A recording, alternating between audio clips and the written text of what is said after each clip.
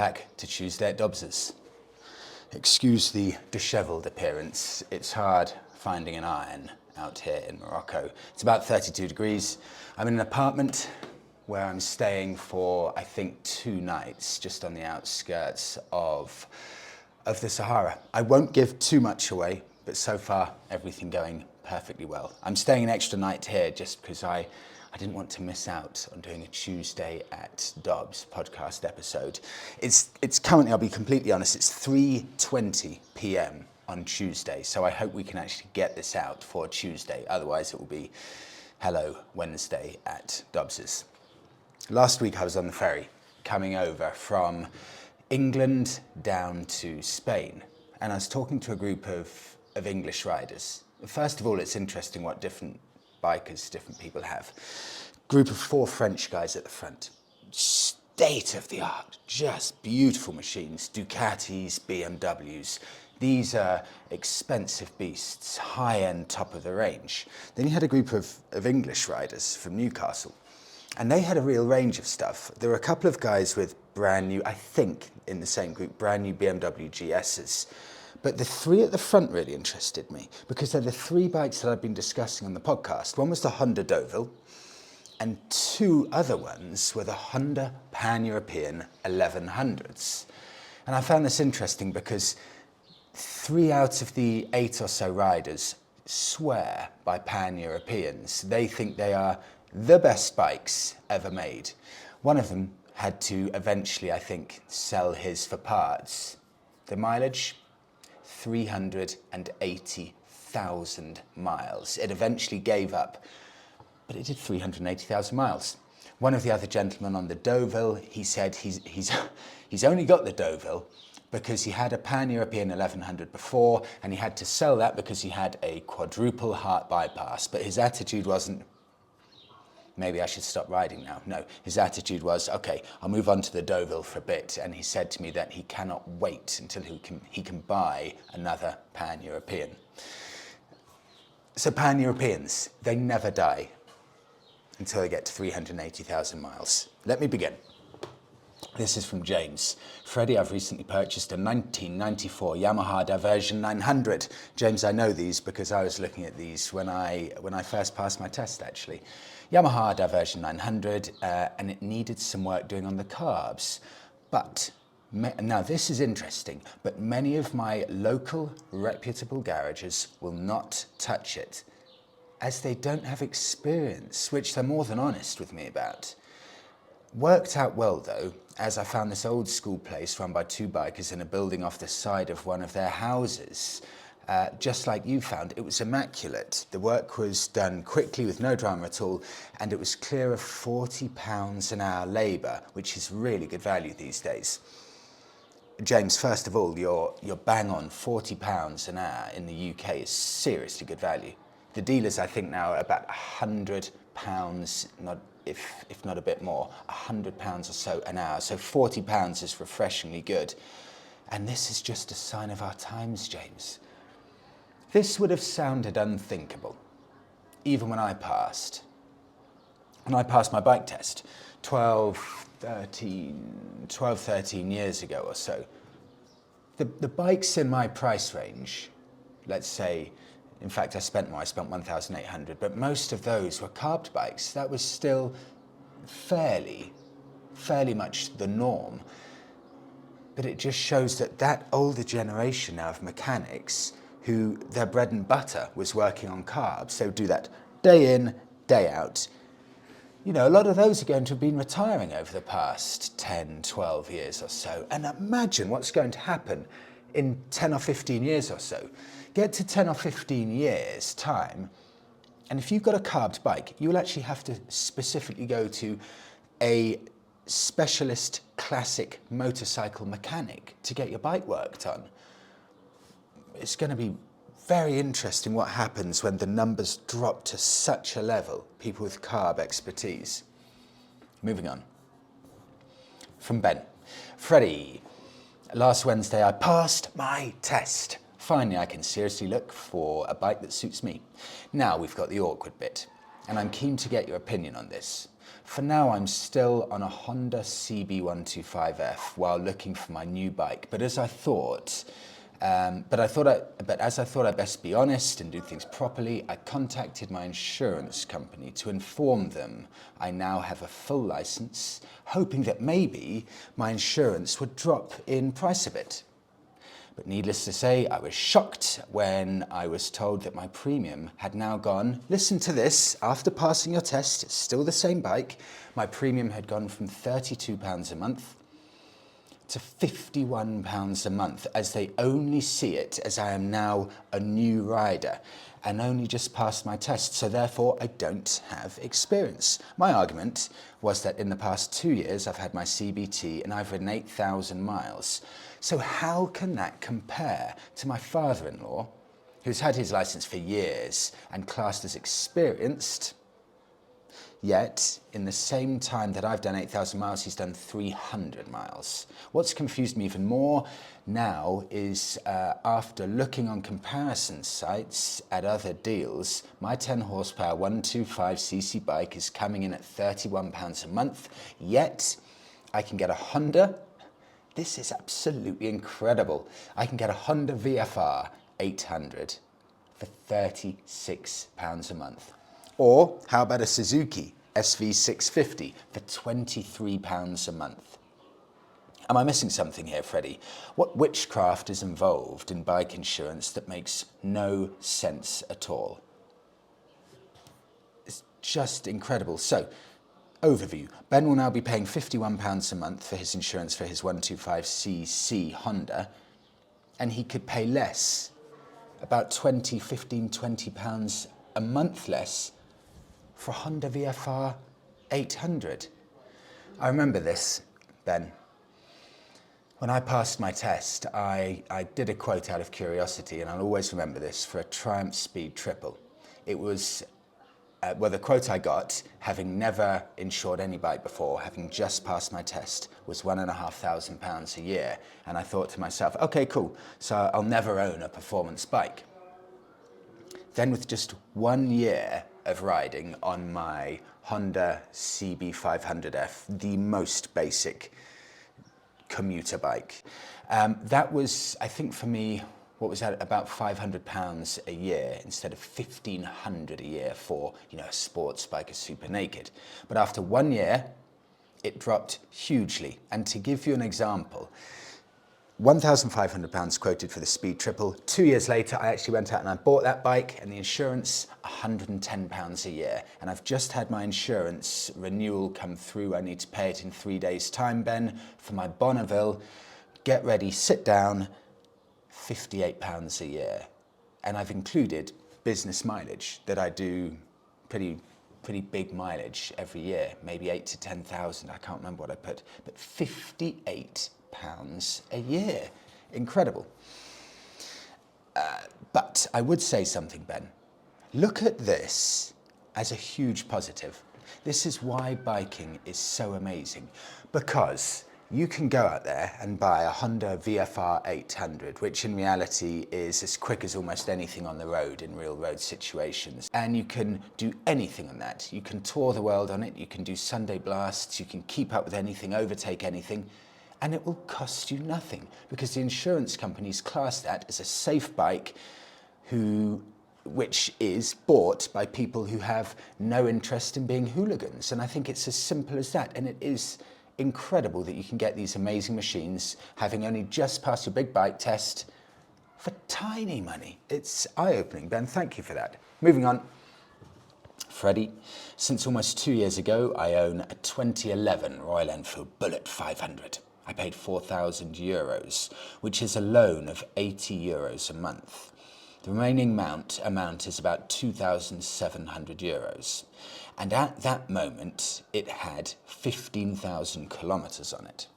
I think it was a bit overpriced, this Bullet, but it was my first time on a motorcycle and was love at first sight. But in these 2 years, I had to do a couple of minor jobs, and it was nice working on it. While riding the bike is really comfortable, I'm 6'3", but please do not go over 80 kilometers an hour or it will start vibrating. The sound is amazing, but you don't want to be around on it for long rides. For all the mentioned reasons above is why I love this bike, but also why I started to hate it. Maybe hate's a bit strong, but I'm considering buying a Honda CB500X. Here in Ireland, the price is €8,500. Sadly, it is time for me to upgrade to something more commuter friendly. I want to travel around Europe in my spare time and more fuel efficient, and honestly, I just don't want to keep working on my bike during biking season. I thought about buying a Bonneville T120, but I'm not sure how good that would be for long touring. And in the future, I was thinking about going to Africa. Now, here's my doubt. Should I trade in my bike and maybe with a lot of luck receive a valuation of €2,000, or do I try and sell it by myself, which may take longer? I'm a bit anxious. I would take a loan in order to help buy the Honda. It's an €8,000 loan over 60 months, 5 years, €164 a month. It's not that bad. The only issue is that I'd like to pay off the other loan, probably with savings. Regards, an Argentinian living in Ireland with a Spanish passport. I'm so sorry I didn't save your name. You must be one of the only Argentinians in Ireland, I can imagine. Let me know if there's a community there. Fantastic. Right, I've got a tiny bit of experience around this because one of my friends, he had a Tramp Speed Triple and he was trying to sell it. I think it was about 2 years ago. So he thought, look, this is brilliant. I'll save money. Damn flies swarming around me. I'll save money and I'll sell it privately. Oh, sorry, I'll make more money and I'll sell it privately. And this is what I usually do. In fact, this is what I always do because no garage will ever want any of my vehicles. They're worthless. But his was a nice one, low mileage, good condition. He must have had it on for about 2 months. And this was over coming up to biking season and into biking season. And he had so many people calling, saying they were going to come down, him waiting, taking time off work, and no one showed up. They didn't cancel, they just never showed up. And he said this happened about 4 times with him agreeing a price. You know, they'd say, okay, look, will you do it for $4,500? Yes. You know, my friend would say, yes, I'll do it for 4,500. He said, great, I'll be there 6 p.m. after work. Some of them said, look, I can only come down 10 a.m., 11 a.m. Can you be there? And he said, yes, okay, I'll just go to work late. He'd be waiting around, nothing. In the end, he took it to a dealer and got it sold by a dealer, accepted the loss financially because he just couldn't take being messed around with anymore. And exactly as you said, losing valuable time within the biking season. If you can afford to take the hit financially, I would be inclined actually if I was in your situation, because it's a nice bike still with fairly low mileage, I think I'd be quite inclined to give it to a dealer. You just have to figure out how valuable is your time. Example, let's say my Bonneville is worth, let's just say it's worth £3,000. Please don't laugh at me if you think that's nonsense. Let's say it's worth 3K. And let's say a dealer offers me 2.5. Let's say a dealer offers me £2,400. Is that £600 worth my time and effort to list it and to sell it and to negotiate? And that for me is the borderline figure, around about £600. If it's a £300 loss, great, give it to a dealer, let them sell it. I'll take that 300 loss. But around about the £600 is around about my limit where I start to think, you know, I could sell this myself. I remember my Jag XK. I bought it for £9,000. I sold it. In fact, the truth is I couldn't sell it because it had a bit of rust on it and people don't want a Jag XK with rust. No one would buy it. So I ended up going on to WeBuyAnyCar.com and they offered me £4,500. And I thought, no, come on. I've got to be able to get 6 or 7K. It took me a month to sell it. I got 7K. So in that situation, it was worth it. You've just got to figure out what's your limit that you're happy to lose. But also have a look at Honda CB500Xs, because a used one you can get, let me just check this. Under 4K, that's UK prices, bear in mind, but under 4K, so do have a look at that. And that could free you up to clear the debt from the first one for the Bullet. And I agree with you, I would strongly try and clear the Bullet debt before going on to the next, because, well, I hate having debt, so it'd be nice to just have debt from one bike. Let me know what you do, but it's interesting what you're doing, transitioning from a cool, stylish bike to a less cool, less stylish bike. But a lot of the time, comfort rules. Comfort is so important if you want to do proper mileage on a bike. It's all well and good having a very cool, beautifully styled bike like the Bullet is, but if you want to be doing bigger mileage, you do need some element of comfort, and I agree with you. I wouldn't tour Europe on the Bullet either, so I think you're making the right choice. CB500X, I've heard good things as well. Good choice. Moving on to Jack in Australia. Morning, Freddie. I'm thrilled to say I'm now officially a member of the wonderful world of biking, and I can't thank you enough. Last Thursday, I picked up a 2021 Royal Enfield Interceptor in glorious triple black. Yes, I like this. I got it brand new with the 3-year warranty included. See the pictures. And I got a good deal as it's a couple of years old, and it was 10,000 Aussie dollars, which is approximately £5,400, with all of the on-road costs, registration, everything covered. Unfortunately, my apartment doesn't have a garage and I'm unable to keep it as secure as I'd like. What tips do you have for maximising safety with parking in a public car park or public parking space? Jack, I speak from experience, having lived in London for probably 9 years while riding and having a bike all those times, and I've had 4 attempted thefts on my bikes in those times. I have some definite tips here because I've tried every end of the spectrum here, Jack. Have 2 locks. The first have a disc lock, tiny little thing that you just put on the front wheel. It takes up no space at all and it's nice and easy. Put that on the front. And the second one have a chain, and make sure the chain is just long enough where you can wrap it around a lamppost so your bike's physically secured to something. Don't go any more hardcore than that, for example, with bike covers or things like that. And that may surprise you, but I've tried, living with a bike cover when outside, and it's okay for bike covers. I use bike covers if I'm leaving my bike for extended periods of time. Then I will definitely use a bike cover. For example, if I'm going away for a week or 2 and it's winter, put a cover on because it will protect it from all of the elements. But if you're using your bike every day, a bike cover, for me, it's an obstacle in the way of you riding. Just like if I want to go to the shops to go for a coffee. If I feel I have to put on all of my biking gear, and if I feel like I have to unlock 6 different locks for my bike, and if I feel like I have to take off my bike cover and then run back upstairs to my flat and put my bike cover away, I am never going to ride. So keep the locks as simple as you possibly can. 1 small disc lock on the front, 1 chain on the back, and if you're going for coffee, just leave the chain wrapped around the lamppost, as long as it's not getting anyone's way, and I wouldn't do any more than that at all. 4 attempted bike thefts, never had a bike stolen. And I can see the proof with it, with angle grinding at my chain, things like that. I'd get back to see it. No one ever managed to take it. Moving on, and welcome to biking. To Smoky Masters, Freddie, in terms of old cars being on the road and bikes. Living in London, it's just not an option to have an old car or bike. Mr. Khan, the London mayor, is making it impossible with ULEZ, ultra-low emission zone. Either buy something new, walk, or use public transport. It's only a matter of time before the rest of the country has to follow. And then what happens when they want us all to buy even newer cars? They'll move the goalposts and we will all have to do as we're told and scrap the perfectly good vehicles.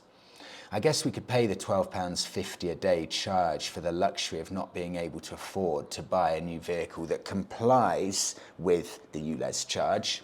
But it's okay.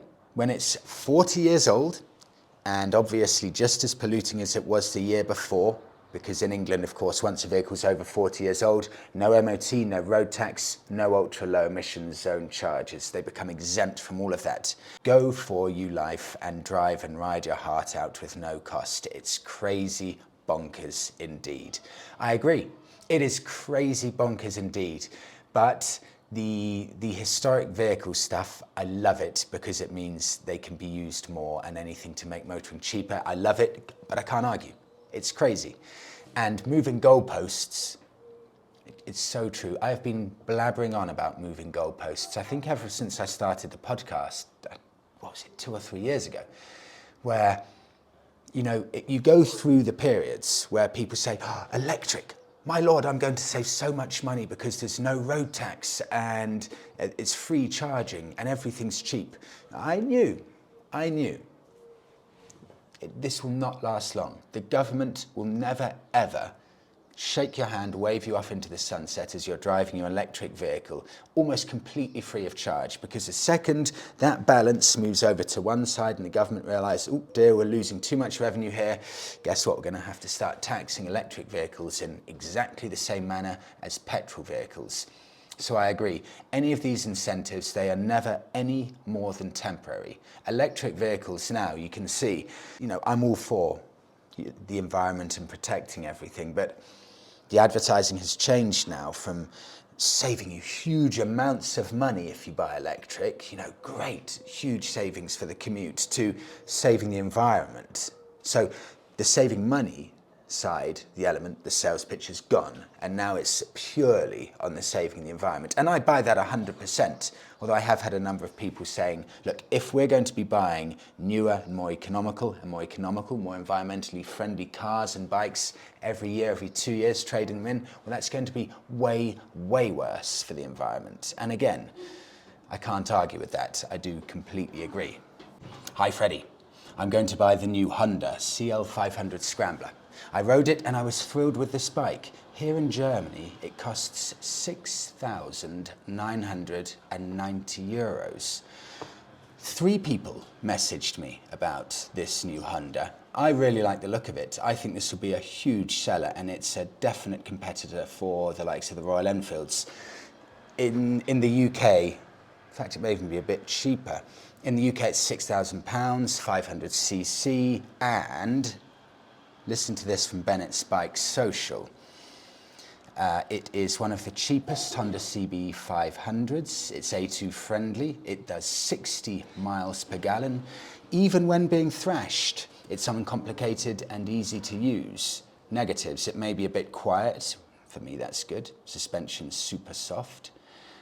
But it's a Scrambler, so I think that's okay. No quick shifter option. But would you really want a quick shifter on a Scrambler?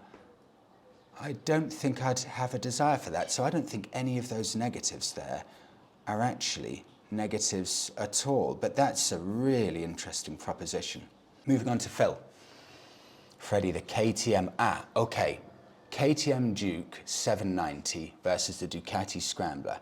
I said last week, surely this looks like the bargain of the century. How can the KTM be so much cheaper than the Ducati Scrambler? It almost didn't make sense to me, but a few people have said exactly what Phil said, so I'm just purely reading out Phil's as the message I've chosen, but a lot of people echo exactly this. The KTM Duke 790 is cheap, and it's, the KTM Duke 790 is cheap, as it's now made in China and is a run-out model. Research and development costs have been recouped and is not expected to be in production for much longer. The Ducati Scrambler, however, has just been updated, and for the European and UK market, it's still made in Italy, in a factory that complies with EU health and safety and employment rights. Phil. That's as good a sales pitch for it, Phil, as any. Thank you for that. It's very interesting. I had no idea about any of that, apart from the fact that Ducati Scramblers are still made in Italy. In fact, I wasn't 100% sure on that either, so thank you so much for that. Moving on to spare parts for bikes. This comes from the Bike Geek and more. Regarding parts for older bikes, I bought in 2006, a Honda CM400T in Sweden. Can you hear those chickens? There's a peacock and chickens downstairs, and they've been going all day. I bought my Honda CM400T in Sweden. At 40,000 kilometers, the rear sprocket ring snapped and went into pieces. As I went to a dealer, I'm just hearing it in the background all the time. As I went to a dealer to order a new one, he said that the parts are not manufactured anymore. I got the shock of a lifetime because I've owned old Beetles from 1964 and 1967, and you could still order parts for those cars and get it delivered a couple of days later. So I told the dealer about my experience with vintage cars, and he said to me that according to EU legislation, motorcycle manufacturers are not obliged to supply parts more than 7 to 8 years after the end of production. I would today be careful buying a 20-year-old bike with ABS, fuel injection and so on. Old mechanical bikes, you can do, as I was forced to, you can do the work yourself. It's very interesting. I'll do one more from this. From Neil. Freddie, with regards to spare parts and the issues you were talking about, I can't speak for the bike parts, but I work in the car and truck industry. It appears to be the norm that manufacturers make spare parts for 10 years from the end of production of most models. So if your car or truck is 20 years old, then you may find the part required in stock somewhere, but once those parts are gone, they're gone.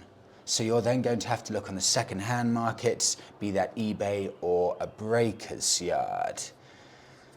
I think I said in last week's, there were some things I was having problems with my Suzuki Bandit. Funnily enough, I remember I had a 1989 VW Golf, and just talking about how simple things used to be. The coil broke to hold the bonnet onto the car, so it would just pop up and down. Mechanic came over, he said, no, I won't be able to get you one of those coils to shut the bonnet. So he went over to his van, got a few things out of his van like this, got some pliers in one hand and a string or a line of metal. And then with his hand, he started winding the string, the line of metal around to make a coil. Then he looked at it, snipped the bottom bit off, put it into where the coil sits on the original section of the VW Golf, pushed it in there, shut it, and done. Old school mechanics. Sad to say he's dead now, but he was just the best mechanic ever. He was actually a family friend by the end. He did our whole family's cars, real old school mechanic, and they're dying out. They're going to be a thing of the past, which is a shame. He could know everything about your engine, that guy, Mick Rawson. I'll never forget him. He could do everything and figure out everything about your car or bike engine just by hearing it, just by listening. I'd have a problem with my car, he'd come over, he'd be turning it on, and he'd listen to it.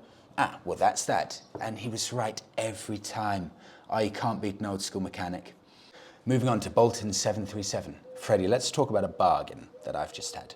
I've just purchased one of the greatest touring bikes ever made for £1,700. A 2002 BMW R1150 RT with 23,000 miles on the clock. It rides incredibly well for a 21-year-old bike, and it's amazingly comfortable, more than fast enough for this old Harley man's skill set.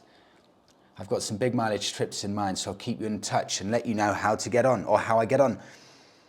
I don't often come across these, and I've never really looked, I don't think. BMW R1150 RT. Let me put a find here on Facebook Marketplace to see if anyone's interested, because that is a huge amount of money, huge amount of bike for the money. And let me wrap it up from Lars with a word of warning with regards to putting car tyres on a bike. Now, this obviously is Lars's opinion, and I know a small handful of people who do put car tyres on bikes. But in the interest of getting all opinions across, let me end it with Lars's in-depth opinion. Freddie, this is illegal in many countries, putting car tyres on a motorbike. Many mechanics and tyre companies refuse to fit car tyres on any bike. On racetracks, it's forbidden. I have a 41-page thorough scientific research on the subject, not really suited for posting here though. But it clearly concludes the dangers of using car tyres on motorbikes, not only endangering the rider of the bike, but everyone else in the traffic passing the dark side. or passing the dark side rider. You do not have any lean angle without losing severe contact with the road. And there's a tip over limit as well. I would even suggest to try to stop these bikes fitted with a car tyre from moving into public roads. Report the issue to the police. Not to mention, if an accident happens to a bike fitted with a car tyre, you have no idea the regress the insurance company will claim. You'll be a very poor person the rest of your life in the worst case, involving damage or even death to other people. I'll end it on that morbid note. And I'll begin tomorrow morning, probably what will be the final or the penultimate push to the Sahara. So thank you so much everyone for coming along for this week's episode. I really hope you enjoyed it. Have a fantastic week all.